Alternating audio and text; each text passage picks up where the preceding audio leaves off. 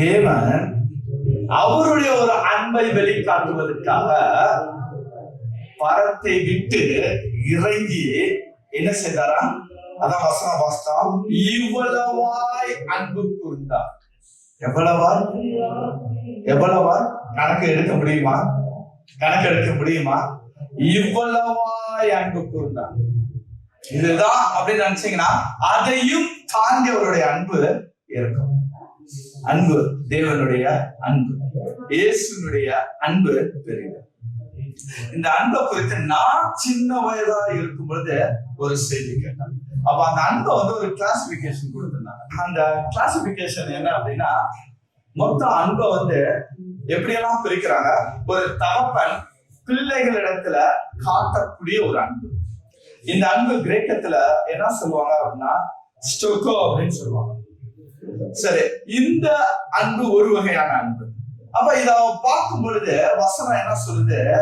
தாய் தேற்றுவது போல நான் உன்னை என்ன செய்றேன்? தேற்றுகிறேன். தந்தையை போல நான் உன்னை சுமக்கிறேன். அப்பா இந்த அன்பு ஒரு பெரிய அன்பு அப்படின்னு சொல்லி நினைச்சேன். ஏன்னா அப்படிதான் வசனம். அப்புறம் இந்த பாட்டு ரொம்ப ஃபேமஸ்ல, ஒரு தாய் தேற்றுவது போல. அப்ப இன்னும் கொஞ்சம் வளர ஆரம்பிக்கும் பொழுது ஒரு ஃப்ரெண்ட்ஷிப்பை குறித்ததான ஒரு அன்பு, அந்த அன்பு தான் பிலியா அப்படின்னு சொல்றாங்க. இந்த அன்பு மிகவும் பெரியது அப்படின்னு சொல்லி அந்த அன்பை குறித்து அப்போ அதிகமாக கேள்விப்படும், கொஞ்சம் படிக்க ஆரம்பிக்கிறோம். அப்ப வசனம் சொல்லுது, ஒரு சிநேகிதனுக்காக தன் ஜீவனை கொடுக்கக்கூடிய அன்பிலும் அதிகமான அன்பு நேசரன் மேல் வைத்திருக்கிறார். ஆஹா, இந்த அன்புதான் பெரிய அன்பு அப்படின்னு சொல்லி நமக்கு தெரிந்த அறிவுல நினைச்சுக்கிட்டு இருக்கும் பொழுது அடுத்தபடியாக ஒரு அன்பு வருது. இதுக்கு பேரு ஈரோஸ் அப்படின்ட்டு. இந்த அன்பு என்ன அன்புனா, ஒரு கணவன் ஒரு மனைவியின் மேல் வைக்கக்கூடிய அன்பு, அல்லது ஒரு பெண் ஆண் மேல வைக்கக்கூடிய அன்பு. திருமணமான ஆகாரங்கள் குறித்து பேசலாம், ஓகேவா? சோ அப்படிப்பட்ட ஒரு அன்பை குறித்து பேசும் பொழுது அப்ப தேவன் சொல்லுகிறார், நீங்க எல்லாம் என்னுடைய மனவாட்டி, உங்களை நான் அழைத்துக் கொள்ள வருவேன். ஆஹா, இந்த அன்பு ஒரு பெரிய அன்பு அப்படின்னு சொல்லி இந்த 3 வகையான அன்பை குறித்து வேதாகமத்துல ஒரு சில வசனங்களை வாசித்தாலும் தப்பான ஒரு அன்பு இருக்கு. அந்த அன்பு தான் அகாபே அன்பு அப்படின்னு சொல்லிட்டு. அந்த அன்புக்கு என்ன பேரு? அகாபே அன்பு. இந்த அன்புக்கு அளவிட முடியாது. இந்த அன்பு அளவிட முடியாது. இந்த அன்பு காதல் அன்பு அல்ல, நட்பின்றுதான அந்த அன்பு அல்ல, இல்ல குடும்பம், பெற்றோர்கள் குடும்பத்தின் அன்பும் அல்ல. இது தியாக அன்புன்னு சொல்றாங்க. இந்த அன்பு எந்த அன்பு? தியாக அன்பு. அன்போட பேர் என்ன? அகாபே. பக்கத்துல இருக்க கை கழுத்த பசங்க, அகாபே அன்பு உங்களுக்குள்ள இருக்கு. ஹல்லேலூயா, ஹல்லேலூயா. அகாபே அன்பு உங்களுக்குள்ளாக இருக்கு, எனக்குள்ளாக இருக்கு. இந்த அன்பு குறித்துதான் அவரு இந்த அன்பை வெளிக்காட்டுவதற்கு தான் வேதாகமத்தை நமக்கு என்ன செஞ்சிருக்காரு? கொடுத்திருக்கிறார் வேதாகமத்துல. அப்ப இந்த வேதாகமத்துல ஒரு கதாபாத்திரமும் என்ன செய்கிறது? இந்த அன்பு எப்படிப்பட்ட அன்புன்னு ஒவ்வொருவரும் ஒரு வகையில என்ன செய்றாங்க? எடுத்து காட்டிக்கொண்டே வராங்க. ஆனாலும் இந்த அன்பை முழுசா யாராலையும் சொல்ல முடியல. இந்த அன்பை முழுசா யாராலையும் சொல்ல முடியல. ஆபிரகாம் தன்னுடைய மகனை தேவனுக்காக கொடுத்து நான் தேவன் மேல வைத்திருக்கிற அன்பு பெருசு அப்படின்னு சொல்ல வராரு. இருந்தாலும் அந்த அன்பை முழுசா அவரால் என்ன சொல்ல முடியல, சொல்ல முடியல. மோசே வராரு, யோசேப்பு வராங்க, தாவீது வராங்க, தானியேல் வராங்க. ஒவ்வொரு தேவனால் பயன்படுத்தப்படுகிற பாத்திரம், ஒவ்வொரு பாத்திரங்கள் எழுந்து இந்த அன்பை குறித்து எப்படியாவது விளக்க சொன்னாங்க. வாழ்க்கையே அந்த அன்புக்காக கொடுத்தாலும் அந்த அன்புக்கும் முழுமையாக சொல்ல முடியும். அந்த அன்புதான் அகாபே அன்பு. இந்த நாளிலும் கூட அப்படிப்பட்ட ஒரு அன்பை தன்னுடைய வாழ்க்கையில எப்படியாவது இதை எடுத்து காட்டணும்னு சொல்லி வாழ்ந்த ஒரு நபரை குறித்து தான் இன்னைக்கு நம்ம பார்க்க போறோம். இந்த நபர் எப்படிப்பட்ட நபர் அப்படின்னு சொன்னா அன்புக்கு ஒரு இலக்கணம் சொல்லலாம், நட்புக்கு ஒரு இலக்கணம் சொல்லலாம். நட்புக்காக அவ்வளவு தூரம் போராடினவர் யார்? அவரு யாரு? யோனத்தான். யோனத்தான் யோனத்தான் கிறிஸ்துவின் சாயல். இதுதான் நம்மளுடைய தலைப்பு. யோனத்தான் கிறிஸ்துவின் சாயல். ஏன்னா அந்த அன்பை வெளிக்காட்ட வந்த கிறிஸ்து தான் என்ன செஞ்சாரு? தன்னையே தியாகமாக சிலுவையில பலியிட்டார் அப்படின்னு சொன்னா அந்த அன்பு யாரிடத்துல இருக்கு? அந்த இயேசுவின் சாயலை கொஞ்சம் பிரதிபலிக்க கூடிய ஒரு கேரக்டர் தான் யோனத்தான். யோனத்தான் இயேசுவின் சாயல். இயேசுவின் சாயல் யோனத்தான். நம்ம பைபிள் காலேஜ்ல படிச்சிருப்போம். என்ன படிச்சோம்? தேவனுடைய பண்புகள்ல 2 வகையான பண்பு. ஒன்று கம்யூனிகபிள் அட்ரிபியூட்ஸ், நான் கம்யூனிகபிள். நான் என்ன செய்ய முடியும்? ஒரு சில காரியங்கள், ஒரு சில பண்பை நான் அவரிடத்துல காட்ட முடியும், கொடுக்க முடியும். அப்படி கொடுக்கக்கூடிய பண்புகள் என்ன அப்படின்னா அன்பு, இரக்கம். கொடுக்க முடியாதது நான் கம்யூனிகபிள் என்ன? தேவன் எங்கும் வியாபித்திருக்கக்கூடிய தன்மையை மனுஷன் என்ன செய்ய முடியாது? கொடுக்க முடியாது. அதை கொடுக்க முடியாது. அவர் அனைத்தும் அறிந்திருக்கக்கூடிய தன்மைகளா என்ன சொல்றது? கொடுக்க முடியாது. மனுஷனிடத்துல கொடுக்கக்கூடிய பண்புகள் மனுஷனிடத்துல கொடுக்க கூடாத பண்பு. அப்படியே அவர் மனுஷனிடத்துல கொடுத்த பண்புகளை ஒரு பண்பு தான் அன்பு. அந்த அன்பை எப்படியெல்லாம் பிரதிபலிக்கிறார் யோனத்தான் அப்படிங்கிறதா இன்னைக்குள்ள செய்தி. இயேசு கிறிஸ்து எப்படியெல்லாம் பிரதிபலித்தாரோ அதோட ஒரு சாயலாக இந்த யோனத்தானை குறித்து நம்ம பார்க்க போறோம். நம்மளுடைய செய்திக்கு ஆதாரமாக 1 சாமுவேலுடைய புஸ்தகம் 18வது அதிகாரம் 1 முதல் 4 வசனம் வரைய நம்ம வாசிப்போம். நிறுத்தி வாசிப்போம். 1 சாமுவேல் 18வது அதிகாரம் 1 முதல் 4 வசனம் வரைய. அவன் சவுலோடு பேசி முடித்த பின்பு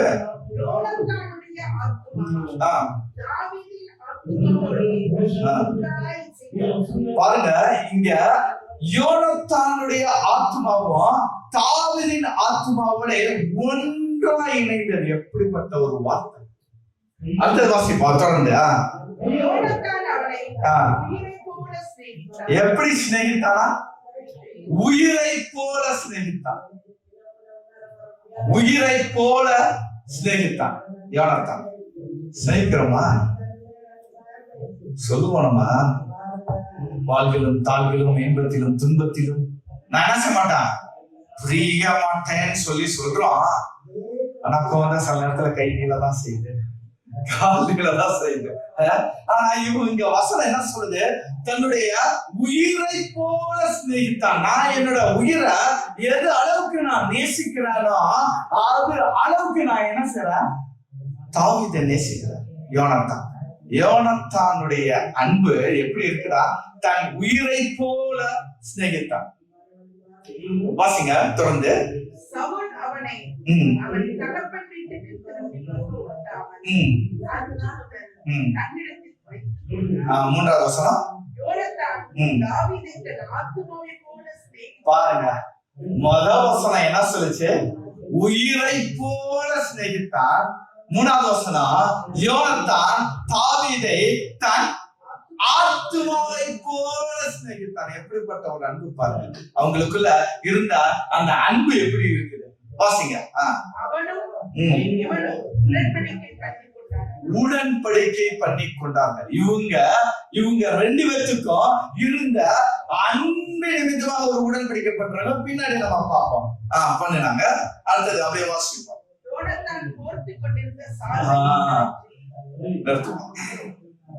இந்த வசனத்தை வாசிக்க முன்பதாக கொஞ்சம் எல்லாருமே வேதாந்தத்தை திருப்பி இந்த வசனத்தை எல்லாரும் சேர்ந்து வாசிக்க போறீங்க. இதுல என்னென்ன காரியங்கள் எல்லாம் வருதுன்னு சொல்லி நம்ம பார்க்க போறோம். எல்லாம் சேர்ந்து வாசிப்போம். 4வது வசனத்தை யோனத்தான் சால்வை 1, வஸ்திரம், பட்டயம், வில்லை, கச்சையை அழகா சொல்லுதுல வசனம். கச்சையும் கூட அப்படின்னு என்ன அர்த்தம்? கச்சையும் கூட அப்படின்னு கூட அப்படின்னு சொல்லும்போது என்ன அர்த்தம்? என்ன புரியுது? எல்லாம் எல்லாம். இத கூட நான் வைக்கல, இத கூட நான் கொடுத்தையா அப்படின்னா என்ன அர்த்தம்? எதெல்லாம் நம்ம மென்மையாக நினைச்சதோ, எதெல்லாம் எனக்கு கௌரவமா இருந்ததோ, அது எல்லாம் ஒண்ணு குறையல, அது எல்லாம் நான் என்ன செஞ்சேன்? கொடுத்தேன். அந்த அளவுக்கு நேசித்த ஒரு நேசம் யார் இடத்துல காணப்பட்டது? யோனத்தான் இடத்துல. யோனத்தான் பின்னாடி நீங்க வாசித்தீங்க அப்படின்னு சொன்னா புலம்புவாரு யோனத்தான். 2 சாமுவேல் 1:26 புலம்பும்போது சொல்லுவாரு, ஸ்திரீகளின் சிநேகத்தை பார்க்கிலும் அதிகமான சிநேகம் நான் என்ன செஞ்சேன்? ஸ்திரீகளின் சிநேகத்தை காட்டிலும் அவ்வளவு தூரம் யார நேசித்தாரு? தாவீதை நேசித்தாரு. தாவீது யாரு? தாவீது யாரு? தாவீது யாரு? ஒரு ஆட்டு மேய்ப்பன். தாவீது யாரு? ஆட்டு மேய்ப்பன். யோனத்தான் யாரு? இளவரசன். இளவரசன்.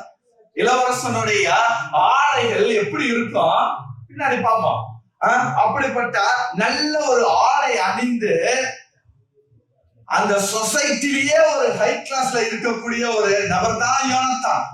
ஆனா தாவீது எப்படின்னா ஆடு மேய்க்கிறவன். தாவீது யாரு? ஆடு மேய்த்தவன். மேய்க்கிறவனோட ஆடு மேய்த்தவன். அவன் இடத்துல எப்படிதான் இருக்கும் ஸ்மெல்லு? ஆட்டு கடைகள் எல்லாம் போயிருப்பீங்க அப்படின்னா ஸ்மெல் எப்படி இருக்குன்னு தெரியும். ஸ்லாட்டர் ஹவுஸ் சைடு வேலை செஞ்சவங்களுக்கும் தெரியும். ஆடை தூக்கி தோல்ல போட்டு நடந்து வரும் பொழுது அந்த வாழை எல்லாம் என்ன செஞ்சிருக்கோம்? மேலதான் இருக்கும். என்னதான் இது, நான் ஒரு தடவை கத்தார் தேசத்துல 2014 வந்திருக்கும் போது இந்த கேமல் மார்க்கெட்னு சொல்றாங்களேன்னு சொல்லி காட்டிட்டு அதை பாக்குறதுக்காக போயிருந்தான். போயிட்டு அப்படியே இந்த வண்டியில அப்படியே விண்டோவை இறக்கி என்ன செஞ்சா சும்மா பார்த்தான். பார்த்துக்கிட்டு என்னோட ஏசி வெளியில இருந்து காத்த இழுக்கக்கூடிய அந்த ஆப்ஷன்ல இருந்துச்சு, உள்ளாடியே இருக்காம. திருப்பி நாங்க வந்தாலும் 2 நாள் ஆனாலும் அதோட ஸ்மெல்லு போகல. 2 நாள் ஆனாலும் அதோட ஸ்மெல்லு போக என்னால கண்டிச்சு வந்தாரு. அது மாதிரி யோசிச்சு பாருங்க. நம்ம ஒரு நாளைக்கே இப்படின்னா தாவீது எத்தனை நாள் ஆடு மேய்ச்சிருப்பாரு.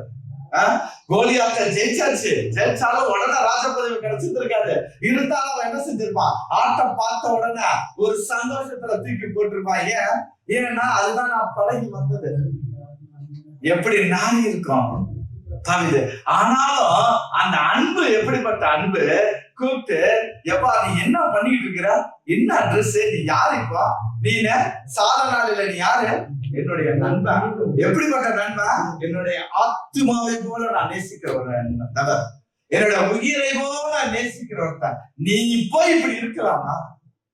நீ போய் இப்படி இருக்கலாமா அப்படின்னு சொல்லி என்னென்னலாம் கொடுத்தாரா? ஃபர்ஸ்ட் என்ன கொடுத்தாரு? சால்வை. சால்வைனா என்ன? சால்வைனா பெட்ஷீட். நம்ம பெட்ஷீட் மாதிரி நம்ம இந்த குளிர் எடுத்தா மூடிக்கொள்ளக்கூடிய சால்வை, அதுக்கப்புறம் இந்த சுடிதார்ல போடக்கூடிய ஷாலு. எத்தனை பேரு கத்தார் ராஜாவோட போட்டோ பார்த்திருக்கீங்க? பார்த்துருக்கீங்களா? அவரோட யூனிஃபார்ம் ஒன்று போட்டுப்பாரு, ஒயிட் கலர் ட்ரெஸ் ஒன்று போட்டுப்பாரு, அதுக்கு மேல ஒரு ட்ரெஸ் போட்டுப்பாரு. பாத்தீங்களா? அதுதான் அதுதான் வேதாகமம் சொல்லக்கூடிய சால்வை. ஆசாரியன் அந்த சால்வை போட்டிருப்பான். ஏன்னா தேவனுடைய சமூகத்துல அவன் போகும்பொழுது அது இந்த சால்வை போட்டு இருக்கிறது எதற்கு அப்படின்னா ஒரு கௌரவத்தை குறிக்கும், ஒரு அத்தாரிட்டி, ஒரு ஹானர். இதை குறிக்கக்கூடியதுதான் அந்த சால்வை. திக்கதரிசிகள் போட்டிருந்தாங்க, ராஜாக்கள் போட்டிருந்தாங்க, எல்லாரும் போட மாட்டாங்க. ஏன்னா மோஸ்ட் ஹைல யார் இருக்காங்களோ அவங்க போடக்கூடியது. அப்படிப்பட்ட அந்த சால்வைய கலட்டி யாருக்கு கொடுத்துட்டாருப்பா? தாவீதுக்கு கொடுத்துட்டாரு. அப்படின்னா எப்படிப்பட்ட அன்பு பாருங்க. எனக்குன்னு உண்டான அதிகாரத்தை நான் இப்ப யாருக்கு கொடுத்துட்டேன்? என் நண்பனுக்கு கொடுத்துட்டேன். ஏன்னா நான் அவனை உயிரை போல நேசித்தேன். என்னுடைய சால்வை கலட்டி கொடுத்துட்டேன், என்னோட அதிகாரத்தை கலட்டி கொடுத்துட்டேன். இப்போ இந்த சால்வை போட்டு இருக்கும்போது மீது உள்ளவங்க பார்த்து என்ன நினைப்பாங்க? இவன் ஆடு வச்சிருந்த தாள்களை ஆயிப்பான். அதிகாரத்தை உடையவன். ஹல்லேலூயா. ஹல்லேலூயா. யாருவா? இப்ப அதிகாரத்தை உடையவன். சரி, அதுதான் கொடுத்ததோட நின்னாரா? அடுத்தது என்ன செய்யறா? வஸ்திரத்தையும் கலட்டி கொடுக்கிறாரு. நீ என்ன செய்யற? சாதாரண ட்ரெஸ்ல இருக்கக்கூடாது. நீ ஏன்னா நீ என் நண்பன். என்ன செய்ய? இந்தாங்க வஸ்திரத்தை அப்படின்னு சொல்லி வஸ்திரத்தை கொடுக்கிறாரு. வஸ்திரத்தை, அதுக்கப்புறம் பட்டயம். இந்த பட்டயத்தை குறித்து சொல்லணும் அப்படின்னா, நார்மலா இளவரசர்கள் ஒரு பட்டயம் வச்சிருப்பாங்க. அந்த பட்டயம் மதிப்புள்ள பட்டயம். அதனாலதான் அந்த பட்டயத்தை குறித்து நம்ம ஒரு சின்ன ஒரு சம்பவத்தை சொல்றேன். நான் சின்ன வயசு இந்த பட்டயம் எங்க அப்பா ஒரு கட்டி வச்சிருப்பாரு எப்போதுமே பாக்கெட்ல. அவ்வளவு சுலபத்துல என்ன செஞ்சிட மாட்டாங்க, யாருக்கும் அதை கொடுக்க மாட்டாங்க. அந்த கட்டி யாராவது கொண்டு வந்து கொடுக்குறாங்க அப்படின்னா எங்க அப்பா அவ்வளவு தூரம் அவரை நம்பி என்ன செஞ்சிருக்கிறாரு, அதை கொடுத்திருக்கிறாருன்னு அடையாளம். அவங்க வந்து சொன்னாங்கன்னா எங்க வீட்டுல எது வேணாலும் கொடுப்பாங்க. ஏன்னா அவ்வளவு நம்பிக்கையா இருக்கக்கூடிய ஒரு பொருளை என்ன செஞ்சிருக்காங்க, கொடுத்திருக்கிறாங்க. அது மாதிரி ராஜாக்கள் அந்த பட்டயத்தை வந்து அவ்வளவு சுலபத்துல யாருக்கும் என்ன செஞ்சிட மாட்டாங்க, கொடுத்துட மாட்டாங்க. அவ்வளவு சுலபத்துல கொடுத்துட மாட்டாங்க. அவங்களுக்கே உரிய ஒரு அதிகாரம். அந்த பட்டயத்தை எடுத்து இப்ப யார்கிட்ட கொடுத்துட்டாரு, தாவீது கிட்ட கொடுத்துட்டாரு. கொடுத்து நீ வச்சிரு அப்படின்னு பாக்குறாரு. பார்த்தா இன்னும் அவருக்கு திருப்தி வரல. சால்வை கழட்டி கொடுத்தா, வஸ்திரத்தை கழட்டி கொடுத்தாச்சு, பட்டயத்தை கழட்டி கொடுத்தாச்சு, இன்னும் திருப்தி வராம அடுத்தது என்ன கொடுக்கிறாரு, வில்ல கொடுக்கிறாரு. ரைட், வில்ல மட்டுமா கொடுத்தாரு? வில்லுக்கு அப்புறம் என்ன கொடுத்தாரு, கச்சை. கச்சைனா என்னது? கச்சைனா பெல்ட். கரெக்ட் தான். ஆனா நம்ம கட்டுற சாதாரண பெல்ட் அல்ல கட்சி. நம்ம அந்த போலீஸ்காரங்க எல்லாம் ஒரு பெல்ட்டோட சேர்ந்து துப்பாக்கி வைக்கிறதுக்கு வச்சிருப்பாங்க பாத்தீங்களா, அதுதான் கட்சி. போர் வீரர்கள், இது போலீஸ். போர் வீரர்கள் என்ன சொல்லுவாங்கன்னா, இடுப்புல ஒரு பெல்ட் போட்டிருப்பாங்க. அந்த பெல்ட்ல இங்க ஒரு கத்தி, இங்க ஒரு கத்தி, இங்க ஒரு கத்தி, இங்க வால் சொருகுறதுக்கு ஒண்ணு இருக்கும். அதுதான் கட்சி. என் உயிரை பாதுகாக்கிறதுக்காக நான் வச்சிருந்த கட்சை, இப்ப இந்த கட்சியை நான் யாருக்கு கொடுக்கிறேன், தாவீதுக்கு கொடுக்கிறேன். எப்படிப்பட்ட ஒரு நேசம்! எல்லாத்தையும் கலட்டி கொடுத்துட்டேன். கொடுத்து அப்படியே அவனை அலங்கரித்து, பாட்டு பாடும்போது அதையே தான் ஞாபகம் இருந்துச்சு. ஆவியாளர்களே, அலங்கரித்து அப்படியே தாவீதை அலங்கரித்து ரசிச்சு பார்க்கிறாரு யோனத்தான். அல்லேலூயா. அன்பு என்ன செய்யும், எல்லாத்தையும் கொடுக்க செய்யும். அன்பு எல்லாத்தையும் கொடுக்க செய்யும். ஏதோ தனக்குன்னு வச்சுக்க தோணாது இந்த அன்புக்கு. அப்படிப்பட்ட ஒரு அன்பு உடையவர் தான் இயேசு கிறிஸ்து. அதனாலதான் நம்ம சொல்றோம், இயேசு கிறிஸ்து உடைய சாயல் யாரு, யோனத்தான். யாரு இயேசு கிறிஸ்து? யாருங்க? யார் அவரு? தேவகுமாரனாக அவரோட மடியில செல்ல பிள்ளையாக இருந்த அவரு நமக்காக என்ன செஞ்சாரு, வானத்தை விட்டு மரணை விட்டு இறங்கி வந்தார். யோனத்தான் மாதிரியே அவரும் இந்தப்பா என்ன, என்னுடைய வஸ்திரத்தை எடுத்துக்கோன்னு சொல்லி ஒரு ரட்சிப்பை கொடுத்தார். வஸ்திரம்ங்கிறது என்னது, ரட்சிப்பு. ஏசாயா 61:10 வாசிப்போம். ஏசாயா 61:10. தன்னுடைய அதிகாரங்கள், எல்லா அதிகாரத்தையும் கர்த்தருக்குள் பூரிப்பாய் மகிழுகிறேன், என் தேவனுக்குள் என் ஆத்துமா களி கூர்ந்திருக்கிறது.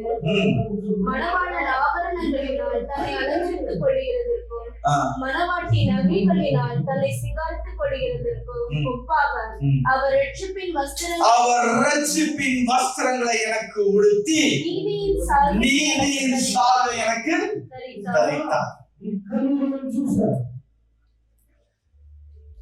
நம்ம பாத்திரவனே இல்லைங்க, நம்ம பாத்திரவனே இல்ல.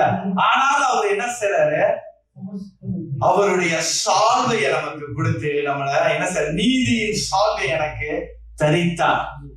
நீதியின் சால்வையை தரித்தார். வஸ்திரம், ரட்சிப்பின் வஸ்திரத்தை கொடுத்து நம்மள அலங்கரிக்கிறார். வில்லுங்கிறது எதை குறிக்கும் அப்படின்னா, நம்பிக்கையை குறிக்கும். வெல்லுங்கிறது நம்பிக்கை குறிக்கும். இந்த நம்பிக்கையின் அடிப்படையில ஆரோ அப்படிங்கிறது ஜெபத்தை குறிக்கும்.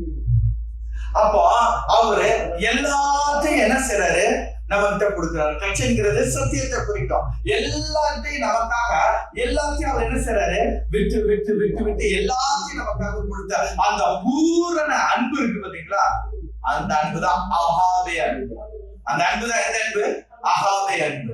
எப்படி யோனத்தான் தனக்கு உண்டான அதிகாரம் எல்லாவற்றையும் தன்னுடைய நண்பனுக்காக கொடுத்தாரோ, அதே போல இயேசு கிறிஸ்து எல்லாவற்றையும் திறந்தார். எல்லாவற்றையும் திறந்தார். வாசிப்போமா? யோவானுடைய புஸ்தகம் 15வது அதிகாரம் 13-14. யோவானுடைய புஸ்தகம் 15வது அதிகாரம் 13-14. ஒருவன் தன் சிநேகிதருக்காக தன் ஜீவனை கொடுக்கிற அன்பிலும் அதிகமான அன்பு ஒருவரிடத்திலும் இல்லை.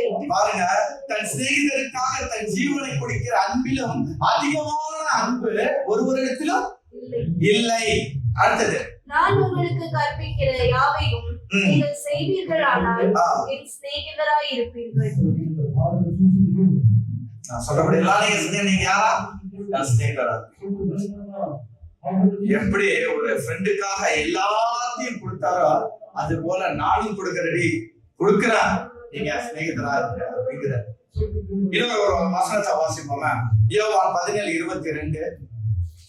இந்த வசனம் எதுக்காக சொல்றோம் அப்படின்னா, நார்மலா என்னதான் மனுஷனா இருந்தாலும் என்ன காட்டிலும் மிஞ்சி வரும்பொழுது நம்ம என்ன செஞ்சிட மாட்டோம், ஏற்றுக்கொள்ள மாட்டோம். என்ன காட்டில இவர் எனக்கு ரொம்ப க்ளோஸ் ஃப்ரெண்டு தான், ஆனா பேரும் புகழும் என்ன காட்டில இவருக்கு போகும் பொழுது அக்செப்ட் பண்ண முடியுமா? நம்மளால முடியுமா? முடியாது. அதுதான் மனுஷன். ஆனா இயேசு ஒரு ஆள் சொன்னாரு, என்ன காட்டில நீ என்ன செய்ய, பெரிய காரியங்களை செய். என்ன காட்டில நீ பெரிய காரியங்களை செய். யார் சொல்லுவா இது மாதிரி வாங்க? யார் சொல்லுவா என்ன காட்டில நீ பெரிய காரியங்களை செய்வா? அப்படிப்பட்ட ஒரு பரிபூரண அன்பு அகாவே அன்பு. ஆமென். இந்த அன்புடைய ஸ்நேகம் பெருசு. இன்னுமாக பிலிப்பியருடைய புஸ்தகத்தை வாசிக்கும் பொழுது வசனம் சொல்லுகிறது, அவ்வளவு அழகா இருந்தாரு. எல்லாத்தையும் அவருக்கு இருந்த அழகு ரூபம் எல்லாத்தையும் பெருமையாக்கி சிலுவையில நமக்காக எல்லாத்தையும் துறந்து நமக்காக என்ன செய்தாரா, சிலுவையில மரித்தார்.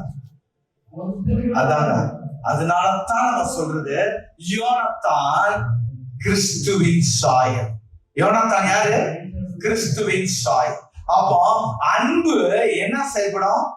ஃபர்ஸ்ட் பாயிண்ட், அன்பு என்ன செய்யும்? எல்லாத்தையும் திறக்கும், எல்லாத்தையும் கொடுக்கும். அன்பு என்ன செய்யும்? எல்லாவற்றையும் கொடுக்கும்.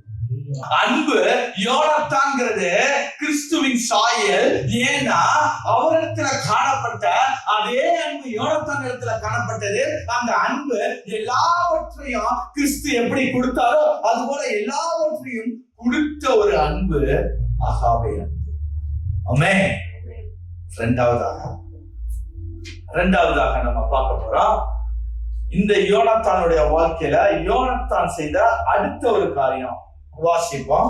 1 சாமுவேலினுடைய புஸ்தகம் 19வது அதிகாரம் 1-2 வசனங்கள். தாவீதை கொன்று போடும்படிக்கு சவுல் தன் குமாரனாகிய யோனத்தானோடும்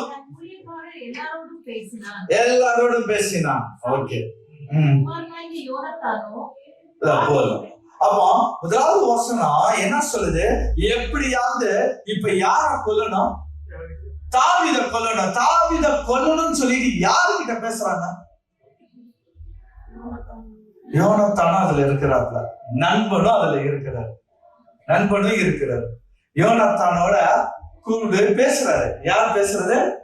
அப்பா மகன் யோனத்தானோட சொல்றாரு.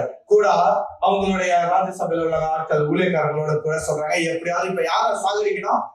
தாவீத சாகடிக்கணும். எப்படி இருக்கும் நண்பனுக்கு, சிநேகிதனுக்கு எப்படி இருக்கும்? 2வது வசனம் வாசிங்க. 2வது வசனம். மிகவும் பிரியமாய் இருந்தான். யாரு?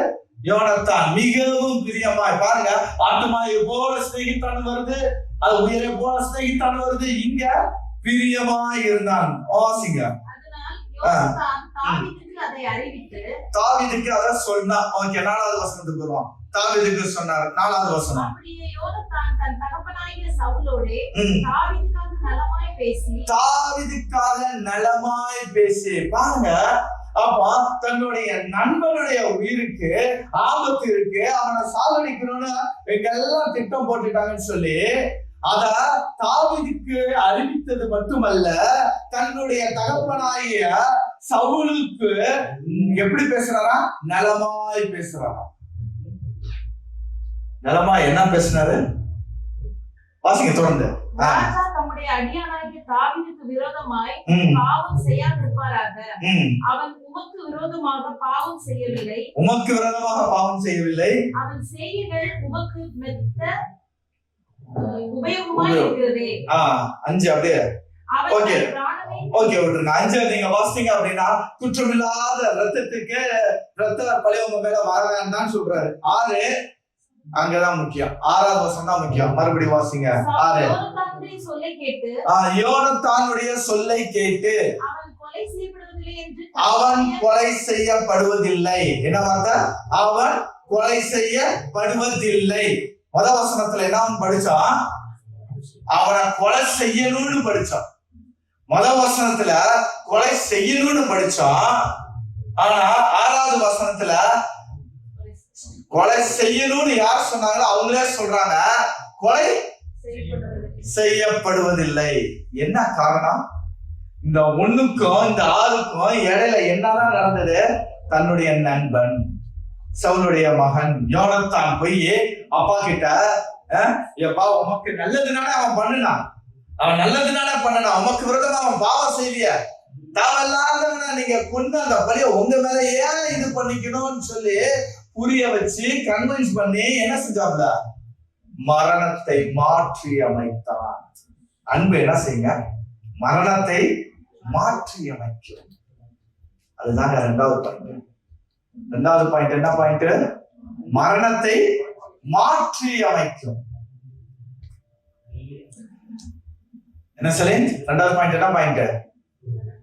மரணத்தை மாற்றி அமைக்கும் அன்பு.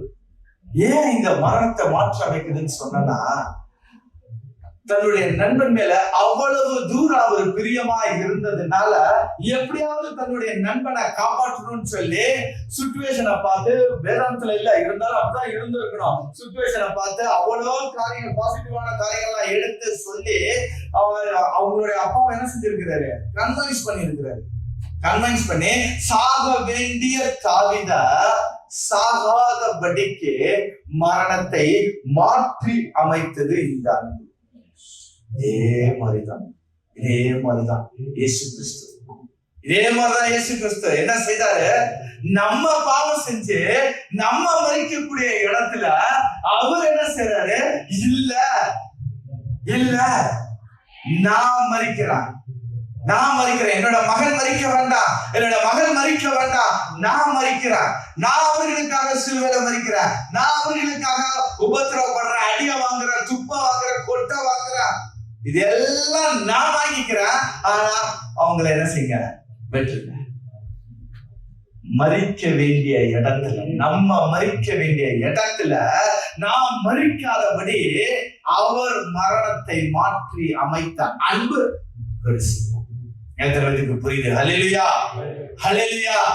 அதனால தான் சொல்றது, யோனத்தான் கிறிஸ்துவின் சாயம். யோனத்தான் யாரு? கிறிஸ்துவின் சாயம். எப்படி கிறிஸ்து நம் மீது அன்பு வைத்து நம்ம மறிக்கக்கூடிய இத அவரு மாற்றி அமைத்தாரோ, அதே போலதான் யோனத்தான் தாவீது மறிக்கக்கூடிய இடத்துல தாவீதை மறிக்காதபடி தாவீதை குறித்து நலமானதை சொல்லி எடுத்து மரணத்தை மாற்றி அமைத்தார். நல்ல ஒரு நண்பன் யோனத்தான். அன்புக்கு அவன் தான். ஹல்லேலூயா, ஹல்லேலூயா. அப்போ யோனத்தான் கிறிஸ்துவின் சாயம். யோனத்தான் கிறிஸ்துவின் சாயம். இன்னொரு வசனத்தை 3வது முதல் பாயிண்ட் என்ன பார்த்தோம்? அன்பு எல்லாவற்றையும் எல்லாவற்றையும் கொடுக்கும். எதுவுமே தனக்குன்னு வைத்துக்காது. 2, அன்பு மரணத்தை மாற்றி அமைக்கும். 3 பாவம். 1 சாமுவேல் 2வது அதிகாரம் 16வது வசனம். இத வாசிக்கும் போது நல்ல ஒரு ரியல் லைஃப்ல நடந்த மாதிரியே போச்சு இந்த அதிகாரங்கள் எல்லாம். 1 சாமுவேல் 20வது அதிகாரம் 16வது வசனம் வாசிங்க.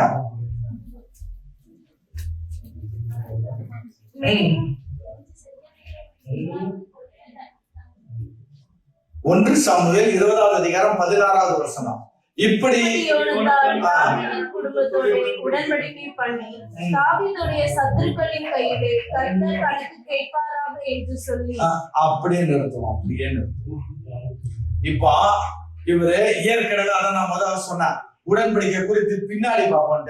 3வதாக இந்த அன்பு என்ன செஞ்சதுன்னா ஒரு உடன்படிக்கை பண்ணிச்சு. இந்த அன்பு ஒரு உடன்படிக்கை பண்ணிச்சு. என்ன உடன்படிக்கை பண்ணிச்சு? தாவீது குடும்பத்தோட யோனத்தான் என்ன ஒரு உடன்படிக்கை பண்றாருன்னா, தாவீதுனுடைய சத்துருக்களின் கையிலே கர்த்தர் கணக்கு கேட்பாராக என்று சொல்லி. இந்த இடத்துல சத்துரு யாரு? தாவீதுனுடைய சத்துரு யாரு? சவுல். சவுல் யோனத்தானுக்கு யாரு? அப்பா. என்னத்தான் அப்பாவா இருந்தாலும் அவன் யாருக்கு மேல பாசம்? தாவீதுக்கு மேல.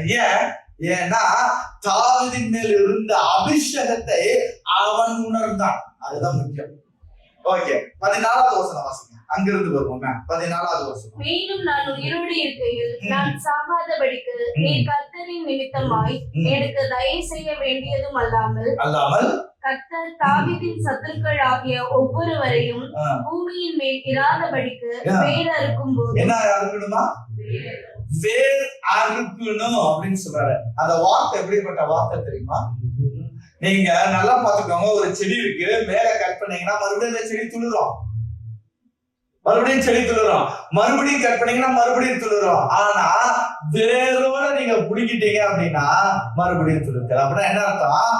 உங்களுடைய சத்துருக்கள்ல வேர் அறுக்கணும்னா அந்த குடும்பத்துல ஒருத்தன் கூட இருக்க கூடாது. புரியுதா? அப்படி தேவன் இப்ப யார குறித்து சொல்றாரு? தகப்பனை குறித்து மட்டுமல்ல, தன்னையும் சேர்த்து சொல்றாரு. அவருக்கு தெரியும் நம்ம அப்பாவோட ராஜ்யமோ இல்ல நம்மளுடைய ராஜ்யமோ அல்ல, தாவீதினுடைய ராஜ்யம் நிலைவரும். அதனால அவர் சொல்றாரு. வாசிங்க அப்படியே 15 வாசிங்க. 15 வாசிங்க. வீட்டை விட்டு அகற்றி விடாமலும் இருக்க வேண்டும் என்றார். சொல்றது யாருன்னா இளவரசன். யாருகிட்ட சொல்றாருன்னா இன்னும் இளவரசனாவே ஆகல. இருந்தாலும் அவனை பார்த்துதான் இவர் சொல்றாரு, எப்பா நீ என்னைக்கு தேவனோட சத்துருக்கள் எல்லாம் கணக்கு தீர்க்கும் போது என்னுடைய வீட்டை இருக்குமானால் நீ என்ன செய்யணும்? தயவு பாராட்டணும். என்ன செய்யணும்? கொஞ்சம் இறக்கம் காட்டு. ஒருவேளை யாராவது மிஞ்சி இருந்தா அவங்களுக்கு நீ இறக்கம் காட்டு. அவருக்கு தெரியும் வேற அறுக்கணும்னு சொல்லும்போது நானும் அதுல ஒரு ஆளுதான். இருந்தாலும் என்னோட சந்ததி யாராவது இருப்பாங்கன்னா அவங்களுக்கு நீ தயவு பாராட்டு. 18வது வசனத்தை வாசிப்போம். பின்பு யோனத்தான் தாவீதை பார்த்து, நாளைக்கு அமாவாசை, நீர் உட்கார வேண்டிய இடம் காலியாய் இருப்பதினால் உண்மை குறித்து விசாரிக்கப்படும். ஓகே ஓகே, அது அப்படியே நீங்க தொடர்ந்து நீங்க வாசிங்க அப்படின்னு சொன்னா, இவர் தாவீதை என்ன செய்யணும்? எப்படியாவது உடன்படிக்கை பண்ணின உடன்படிக்கை நிறைவேறதுக்கு காப்பாத்திக்க வரார். ரைட், அது ஒரு சைடாக அப்படியே இருக்கட்டும். இருந்தாலும் சவுலுக்கு தெரியும் இந்த தாவீது, நீங்க 18, 17, 16 வாசிங்கன்னா, இந்த தாவீது இருக்கிற வரைக்கும் என்ன செய்ய முடியாது? எதுவுமே பண்ண முடியாது. நம்ம மகனுக்கு ராஜா பொசிஷன் வரவே வராது. அதனால என்ன செஞ்சிடலாம்? அவனை கொன்றலாம்.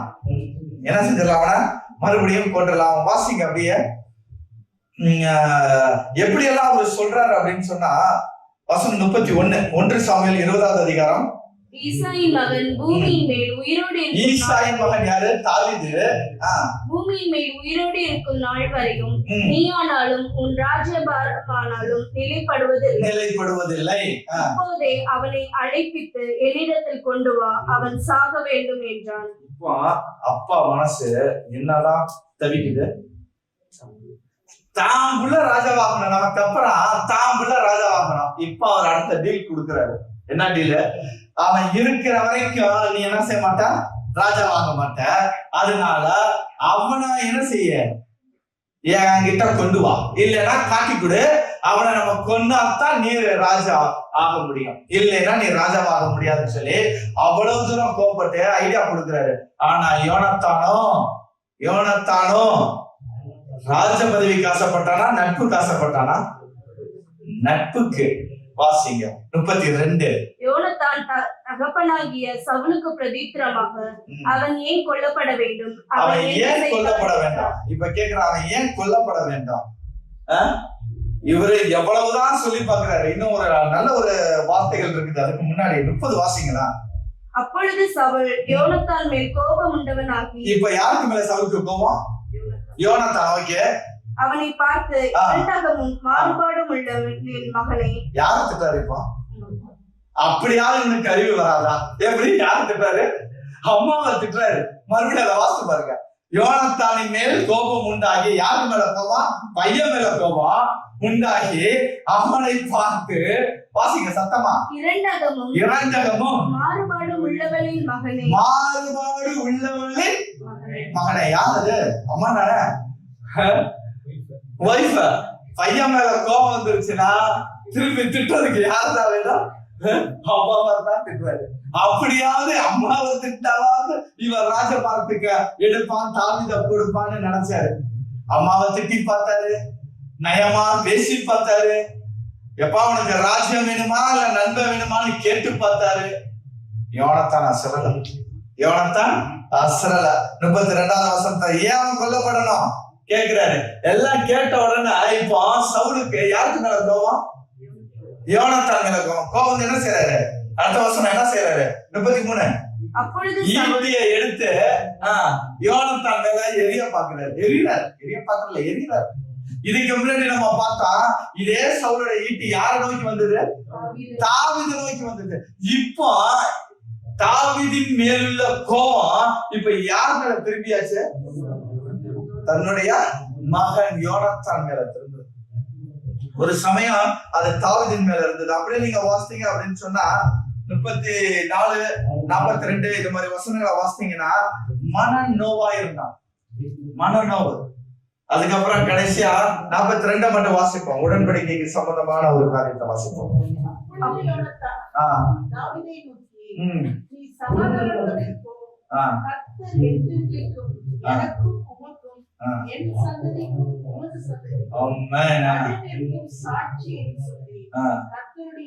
கர்த்தருடைய நாமத்தை கொண்டு நாம் இருவரும் ஆணையிட்டுக் கொண்டதை நினைத்துக் கொள்ளும். ஆமென்.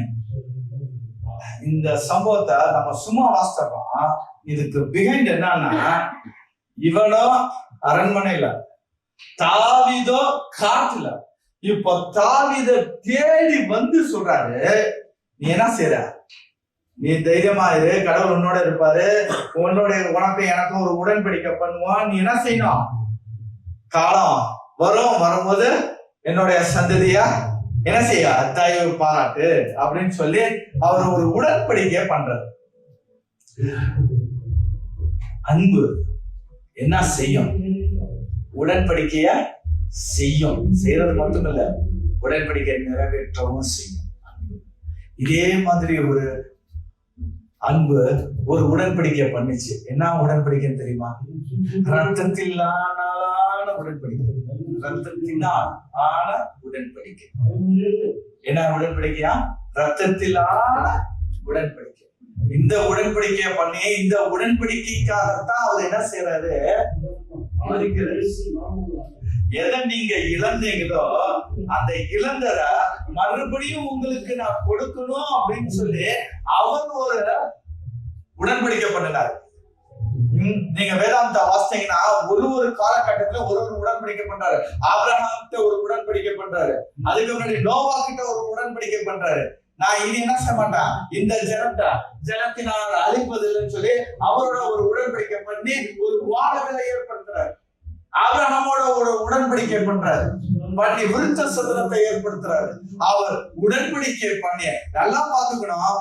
ஆபிரகாமோட ஒரு உடன்படிக்கை பண்ணி சொல்லிட்டாரு, 400 வருஷம் கழித்து உன்னோட ஜனங்கள் என்ன சொன்னாங்க, 400 வருஷம் செய்த பின்பு அவங்க புறப்பட்டு வருவாங்கன்னு சொன்னாரு. என்னதான் இஸ்ரவேல் ஜனங்கள் தேவனுக்கு விரோதமாக பாவம் செய்தாலும், முதுகை காட்டினாலும், மீறுதல்கள் செய்தாலும், அவர் செய்த உடன்படிக்கையை நிறைவேற்றும்படியாக அவர்களை மீண்டும் அழைத்து வந்தார். அல்லேலூயா. அவர் சொன்னதை செய்யும் அளவு அவர் என்ன செய்யறதில்லை, உடன்படிக்கை பண்ணினவர், வாக்கு மாறாதவர். அதான் வசனம் சொல்லுது, ஒரு விசை சொல்லிய காரியத்தை 2ஆம் விசை பார்த்து திருத்துகிறவர் அல்ல, சொல்லியும் செய்யாதிருப்பாரோ. மனமாற அவர் ஒரு மனுஷனும் அல்ல. அப்படின்னா வாக்கு கொடுத்தவர், வாக்கு மாறாதவர். அல்லேலூயா. இங்க ஒரு உடன்படிக்கை பண்றாரு, யோனத்தான் ஒரு உடன்படிக்கை பண்றாரு. அன்பு நிமித்தமாக ஒரு உடன்படிக்கை நடைபெறுது. இதே மாதிரி அன்பு நிமித்தமாக ஒரு உடன்படிக்கை நடந்துச்சு. அந்த உடன்படிக்கை என்னன்னா, என்னுடைய ஜனங்கள் இழந்த என்னுடைய ஜனங்களின் மகிமை மீண்டும் என்ன செய்யப்பட வேண்டாம், வரணும். எதெல்லாம் இழந்தீர்களோ அதெல்லாம் மறுபடியும் உங்களை நிறுத்துவேன். ஏதேன் தோட்டத்துல எதை இழந்தாங்க, ஜீவ விருட்சத்தின் கனியை இழந்தாங்க. வெளிப்படத்துல வாசிங்கன்னா கடைசியில அந்த ஜீவ விருட்சத்தின் கனி எங்க இருக்கு, அங்க பரலோகத்துல அவங்க பார்க்க போறாங்க. தேவனோடு உறவோடினரை இழந்தாங்க, கடைசியில அத கொடுக்கிறாரு, தேவனோடு நித்தியமாக இருப்பாங்க. எதெல்லாம் நீங்க இழந்தீங்களோ, தேவனுடைய மகிமை இழந்தீங்களோ, அந்த மகிமை அங்க கிடைக்கும். எதெல்லாம் நீங்க இழந்தீங்களோ, ஆதியாகமத்துல எதெல்லாம் இழந்தார்களோ, ஏதேன் தோட்டத்துல எதெல்லாம் இழந்தார்களோ, அது எல்லாம் வெளிப்படத்துல என்ன செஞ்சுட்டாரு, திருப்பி கொடுத்துட்டாரு. இந்த திருப்பி கொடுக்கக்கூடிய அந்த உடன்படிக்கை நிறைவேற்றுவதற்கு தான் இயேசு கிறிஸ்து வந்து சொன்னாரு, இந்த உடன்படிக்கை உங்களுக்காக சிந்தப்படுகிற என்னுடைய இரத்தம். இனி ஆட்டினுடைய ரத்தம் அல்ல, இனி ஆட்டினுடைய ரத்தம் அல்ல உங்களை பாதுகாப்பது, இது உங்களுக்காக சிந்தப்படுகிற புதிய உடன்படிக்கையின் ரத்தம் சொல்லி தன்னுடைய ரத்தத்தை கொடுத்து ஒரு உடன்படிக்கை பண்ணார். உடன்படிக்கை பண்ணினவரு மாறாதவர், ஏற்கனவே நான் சொல்லியிருப்பேன். ஆபிரகாமோடு ஒரு உடன்படிக்கை பண்ணினார்.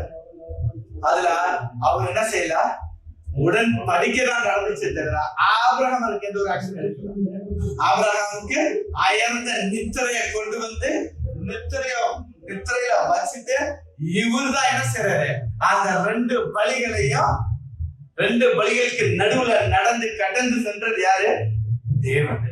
என்ன சொல்றாரு, நான் உனக்கு ஒரு உடன்படிக்கை பண்ணிட்டான், அதை நான் மீற மாட்டான், நான் செய்வேன், நீ பண்ண வேண்டாம், நீ எனக்கு சைலண்ட் பார்ட்னரா இரு போதும், மீது நான் செஞ்சுக்கிறேன் அப்படிங்கிறாரு. அப்படிப்பட்ட நல்ல தகப்பனை தான் நம்ம என்ன செஞ்சுக்கிட்டு இருக்கோம், தேவா பண்றோம். ஹல்லேலூயா, ஹல்லேலூயா. அப்படி ஒரு உடன்படிக்கை. அப்போ அன்பு என்ன செய்யப்படும், 3வது உடன்படிக்கையை செய்யும். அன்பு ஒரு உடன்படிக்கை செய்யும், ஒரு அக்ரிமெண்ட் போடும். அன்பு அக்ரிமெண்ட் கூட சொல்லக்கூடாது, கவனன்ட், ஒப்பந்தம். ஓகே. அப்போ கிறிஸ்துவின் சாயல், எப்படி கிறிஸ்து எல்லாவற்றையும் நமக்காக கொடுத்தாரோ அது போல யோனத்தான் எல்லாவற்றையும் நமக்காக கொடுத்தாங்க. அதுதான் பாயிண்ட் நம்பர் 1. பாயிண்ட் நம்பர் 2, எப்படி பாயிண்ட் நம்பர் 2 என்னது, செலேன் கவனிக்கணும். எப்படி யோனத்தானுடைய வாழ்க்கையில யோனத்தான் மரணத்தை மாற்றி அமைத்தாரோ அதே போல கிறிஸ்து நாம் மரிக்கக்கூடிய இடத்துல மரணத்தை மாற்றி அவர் மரித்தார். இதுதான் 2வது. அதனாலதான் யோனத்தான் கிறிஸ்துவின் சாயல் அப்படிங்கிறோம். 3வது, யோனத்தான் தாவீதோடு எவ்வளவு துன்பங்கள், எவ்வளவு மரண இக்கட்டுகள் இருந்தாலும் அவனை நேசித்தது நிமித்தமாக அவன்கிட்ட ஒரு உடன்படிக்கை பண்றாரு. அதே மாதிரிதான் தேவன் நம்மளோட ஒரு உடன்படிக்கை பண்ணார். அதனாலதான் நம்ம சொல்றோம் யோனத்தான் கிறிஸ்துவின் சாயல். இதெல்லாம் முக்கியம், இதெல்லாம் முக்கியம். இதுக்கு அப்புறம் தான் நம்ம வாசிக்கிறோம். இந்த யோனத்தான் மரிக்கிறார். நேரம் இல்லாதனால அப்படியே நேரம் சொல்றான். யோனத்தான் மரிக்கிறார். மரித்த உடனே தாவீது என்ன செய்றாரு? மிகவும் துக்கம் கொண்டு அழுது உபவாசிக்கிறாரு. அவருடைய வார்த்தையில ஒரு வார்த்தை 2 சாமுவேல் 1:26 வாசித்தீங்கன்னா, யோனத்தானுடைய ஸ்நேகம் எப்படி இருந்தா ஆச்சரியமா இருந்ததுன்னு அழுகிறாரு. அப்படி அழுது கடைசியில அவங்க அப்பா பயந்த மாதிரியே, சவுல் பயந்த மாதிரியே, இப்ப இஸ்ரவேல் சமஸ்த இஸ்ரவேலுக்கு யார் ராஜாவாயிட்டா? தாவீது ராஜாவாயிட்டாரு. தாவீது ராஜாவாயிட்டாரு. ராஜாவானதுக்கு அப்புறம் அவருக்கு ஒரு யோசனை என்ன?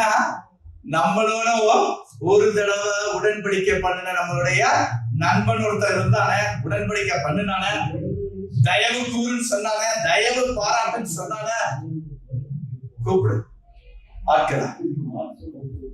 யோனத்தானின் நிமித்தம் வசனம் அப்படிதான் சொல்றோம்.